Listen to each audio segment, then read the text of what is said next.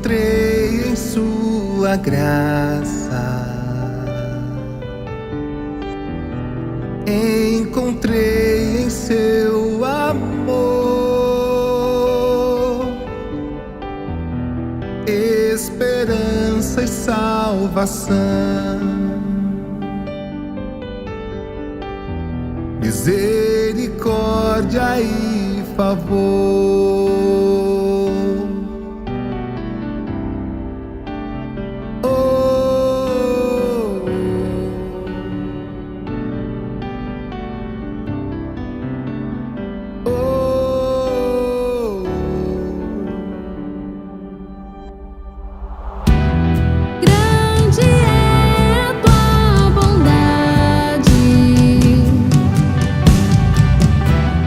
Para aqueles que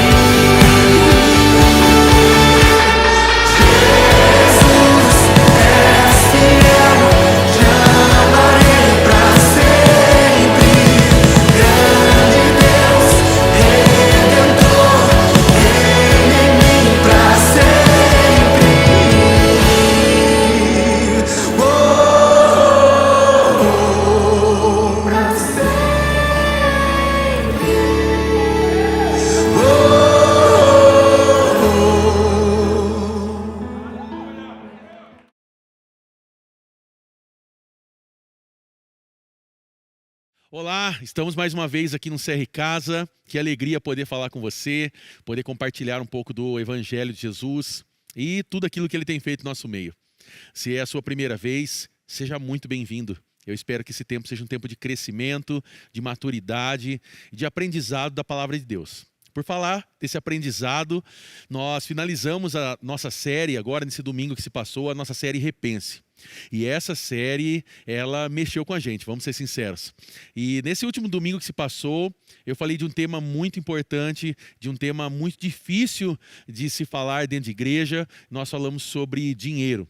E calma, se é a sua primeira vez, fica tranquilo, nós não vamos pedir dinheiro, mas nós estamos falando biblicamente o significado do dinheiro.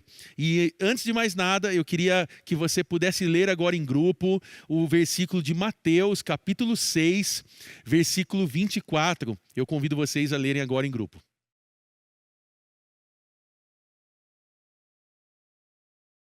Bom, nós estamos diante de uma passagem muito conhecida agora, nós estamos no Sermão do Monte, ou conhecido como o Sermão da Montanha, o sermão mais conhecido de Jesus, e ele está agora trazendo ensinamentos. Se você já frequenta o CR Casa ou veio nas nossas celebrações, nós falamos de Mateus 6, diante da oração, na mensagem Repense Sua Oração, que Jesus ele nos ensina a oração do Pai Nosso. No decorrer desse capítulo 6 agora, nós chegamos no versículo 24, e Jesus está nos ensinando agora algo muito forte. Ele está dizendo que ninguém pode servir a dois senhores, pois odiará um e amará o outro.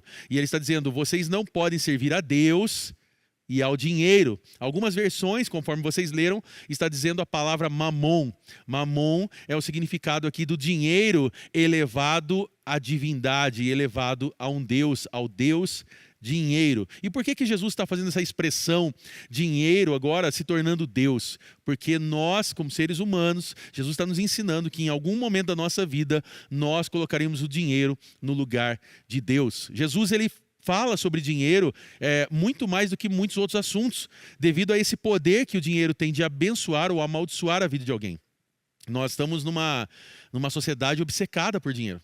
Nós sabemos que hoje tudo gira em torno do dinheiro e frequentemente ele toma o lugar de Deus. E quando a gente fala de igreja, quando a gente fala desse espaço ao qual nós participamos, que nós celebramos como família, esse tema também pega, porque nós falamos daquele tal do dízimo. E eu sei que dízimo é um assunto polêmico dentro das igrejas, porque ele foi usado e falado de uma forma muito errada. Então, para quem você conversa hoje, para quem você conversa lá fora, se você agora está começando uma caminhada com Jesus, se você agora está se tornando um cristão, se você agora é aquele que pode se dizer crente em Deus, com certeza alguém já falou para você assim, lá, agora virou crente, vai dar o dízimo na igreja, vai dar dinheiro para o pastor, e trazem essa ideia horrível do que é o dízimo. Mas o fato é que a generosidade ou o dízimo, nós aqui como comunidade de restauração gostamos da expressão generosidade. Essa ideia de participar financeiramente da igreja, ela não é errada. Pelo contrário, ela é bíblica. Jesus nos ensina isso e quando você vai pegar o decorrer da história bíblica, nós vemos sempre pessoas participando ativamente dessa contribuição, dessa generosidade. Já em Gênesis 4, nós temos lá Caim e Abel entregando ofertas a Deus. Nós vamos um pouco mais para frente de Gênesis, nós vemos Melquisedeque recebendo o dízimo. E então, no decorrer da lei, nós vemos ali vários momentos ao qual o dízimo está dentro da história. E quando chega lá no Novo Testamento, Jesus ele não impede as pessoas de participarem, mas Jesus também não obriga as pessoas a participarem, mas Jesus ele eleva o nosso nível de compromisso. Vamos lembrar um pouco disso? Quando nós falamos da lei, a lei diz que nós não devemos adulterar. Mas quando chega lá em Jesus, Jesus vai dizer que quando nós temos um olhar errado para alguém, cobiçamos, nós já adulteramos. A lei diz que nós não podemos matar. Mas quando chegamos em Jesus, Jesus diz que se nós olharmos e tivermos pensamentos maus sobre alguém, nós já matamos essa pessoa. Eu acredito que quando chega a parte de finanças, nós agora passamos por um processo de evolução. Por quê? Porque quando chegamos lá naquele contexto onde Paulo está nos ensinando a praticar a generosidade, nós temos ali 2 Coríntios 9:7 dizendo, cada um dê conforme determinou em seu coração, não com pesar ou com obrigação, pois Deus ama quem dá com alegria.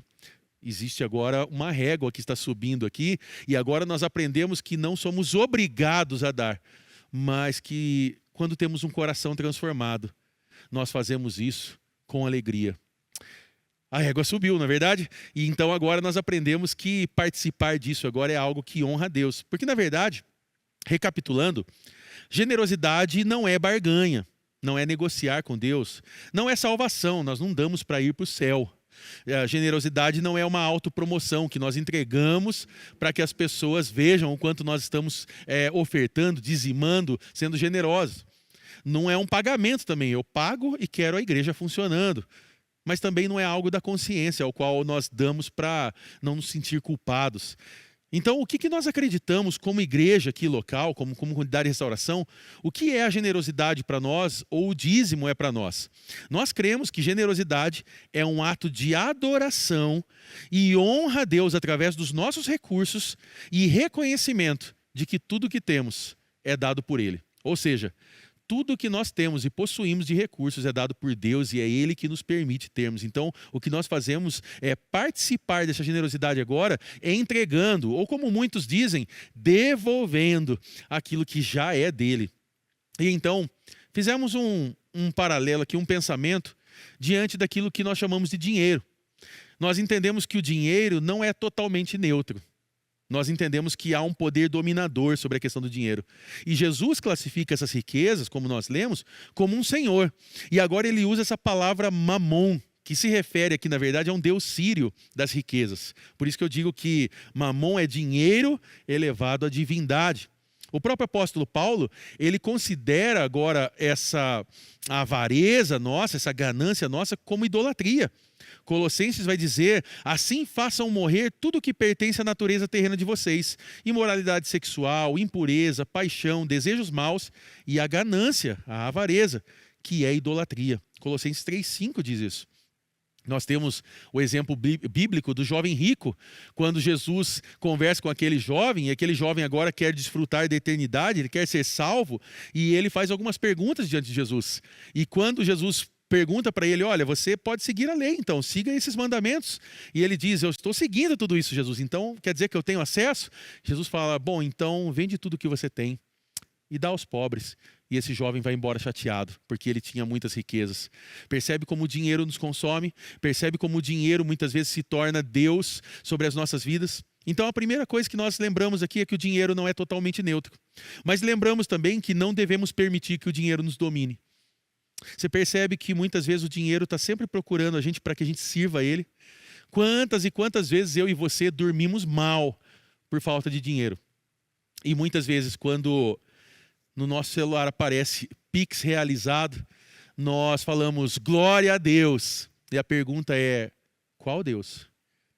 A Deus que sempre cuidou de nós antes do Pix e após o Pix? Ou Deus Mamon? Eu queria já propor uma pergunta aqui para você responder agora em grupo. De que forma podemos evitar que o dinheiro se torne um senhor nas nossas vidas? Eu convido você agora a responder isso em grupo.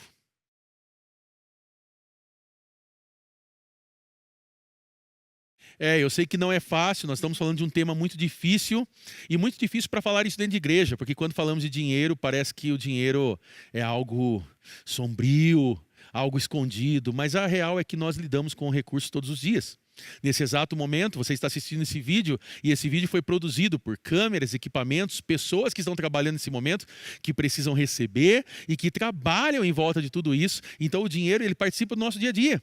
Talvez daqui a pouco vocês vão ter um tempo de comunhão, e nessa comunhão vocês compraram coisas ou fizeram coisas muito gostosas para comer junto com o grupo, e isso envolveu dinheiro. O dinheiro faz parte do nosso dia a dia. Se você usou um carro, um Uber, um ônibus, você investiu dinheiro para estar presente aí hoje. O dinheiro faz parte do nosso dia a dia. E então, lembramos aqui que nós não devemos permitir que o dinheiro nos domine. E lembramos também que não podemos esquecer que uma das tentações de Satanás sobre Jesus foi oferecer todas as riquezas do mundo.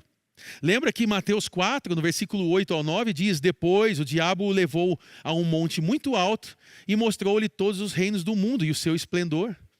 E lhe disse: tudo isso lhe darei, se você se prostrar e me adorar.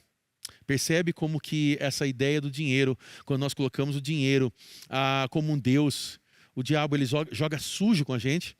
E então, infelizmente, são tantas pessoas que têm caído e se submetido a esse Deus chamado dinheiro, chamado Mamon. Nós vimos algumas características de pessoas que são escravizadas por isso. Essa busca compulsiva por sempre ter mais. O controle e a manipulação através do dinheiro. Pessoas que acham por ter mais podem manipular outras pessoas. Nós vemos tratamentos diferenciados. Quantas vezes nós vimos pessoas tratar outras pessoas melhores simplesmente porque ela tem mais recursos? Nós vemos a falta de generosidade. Pessoas que têm tanto, mas não participam do momento da generosidade, dos dízimos, das ofertas, porque eu não posso dar o que é meu. E essas pessoas muitas vezes retêm aquilo que poderiam estar abençoando para que o evangelho possa ir muito mais além. Pessoas que são apegadas excessivamente ao dinheiro. E por último, lembramos que nós não devemos usar o dinheiro, devemos usar o dinheiro e não sermos usados por ele. Nós lembramos aqui nessa mensagem que nada profana tanto esse Deus dinheiro do que nós participarmos das doações, da oferta, de coração, com alegria, sem esperar nada em troca. Se tem algo que destrói esse Deus chamado dinheiro, nós podemos ser generosos uns com os outros, dentro da igreja local, participando da obra de Deus para que essa obra continue se avançando. E então lembramos que contribuir e ofertar com alegria é o segredo de nós nos libertarmos desse domínio chamado dinheiro. Lembramos de 2 Coríntios 9:7. Cada um dê conforme determinou em seu coração, não com pesar ou por obrigação, porque Deus ama quem dá com alegria. A dúvida que talvez eu quero tirar do seu coração, e talvez seja essa pergunta que está aí dentro: Mateus, é obrigado eu participar dos momentos financeiros da igreja, de ser um dizimista, de participar das finanças da igreja? Não. Não há obrigatoriedade, e a Bíblia não nos coloca esse peso da obrigatoriedade. Mas Deus ama aquele que dá com alegria. Mas Jesus eleva o patamar das nossas ações quando Ele coloca que isso deve ser determinado dentro do nosso coração. Quando as coisas são obrigatórias, muitas vezes nós fazemos, mas fazemos de coração fechado, amargo. É aquela história do Joãozinho. Por dentro, eu estou sentado, mas por dentro eu estou de pé. Eu estou bagunçando na sala de aula. Quando isso passa a ser determinado no nosso coração, quando isso passa a ser lembrado que nós damos com alegria, precisamos estar de coração alegre. Jesus eleva agora a nossa régua e o apóstolo Paulo nos ensina isso. E eu fecho esse tempo aqui nosso lembrando algo. Se você quer ser generoso com seus recursos, com os seus dons, com as suas finanças, não olhe para a calculadora, olhe para a cruz. Jesus é o nosso maior exemplo de generosidade, de entrega. Deus amou tanto esse mundo que Ele deu o seu Filho. Jesus foi até a cruz para apresentar para a gente o maior modelo de generosidade. Ele não deu reais, Ele não deu dólar, Ele não deu as riquezas desse mundo. Ele deu a própria vida. Um Deus que deu a própria vida para nos salvar. Então, eu coloco aqui uma última pergunta para você. Como podemos usar o dinheiro de maneira que honre a Deus? Eu quero convidar você a responder isso em grupo agora. Eu sei que esse tema é um tema abrangente e eu sei que tem muita coisa que nós vamos continuar como igreja ensinando e auxiliando você. Se você tiver dúvidas, procure o seu líder hoje. E se você, líder, hoje tiver dificuldade, você pode nos procurar. Nós queremos auxiliar você a entender biblicamente tudo o que nós estamos ensinando. Aliás, estamos repensando muitas coisas diante da palavra de Deus.